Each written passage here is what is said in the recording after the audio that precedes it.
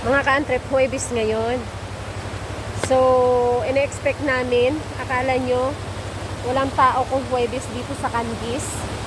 Maraming tao. Lalo na kung Sabado at Linggo.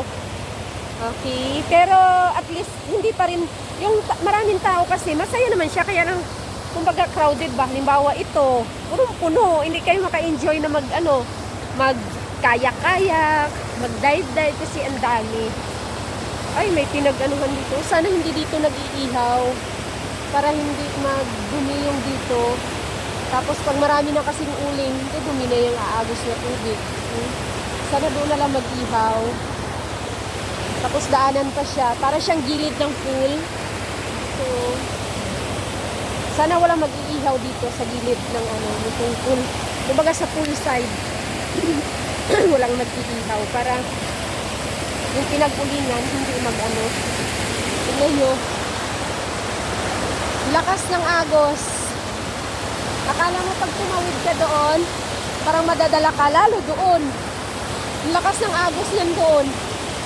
Malalim kasi yan dito, mga ka-antrep. Lagpas tao yan dyan. Ang lalim. Lalaki ng bato. Pero mabuti naman, hindi yan madudulas ang bato dito kasi palaging dinadaanan. Pero maagos talaga siya. Lalo na yung part na yan.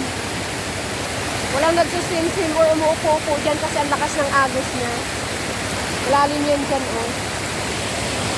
Baka ikaw ay mabunggo sa bato ba pag natumba kasi malalaking bato talaga. Yun yung dito, disadvantage kumbaga. Kasi halimbawa sa beach, di ba, sa buhangin, pwedeng hayaan lang yung mga bata na na naglalaro, nagtatasaw dito.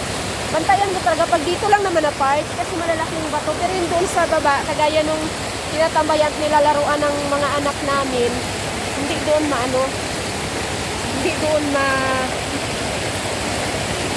mabato, hindi malalaking bato. Ang lakas ng agos dito. Mahirap siya. Okay, out na tayo. Lakas ng agos dyan. Tapos dito actually yung babaan. Wala akong picture dito sa babaan. Picture muna ako.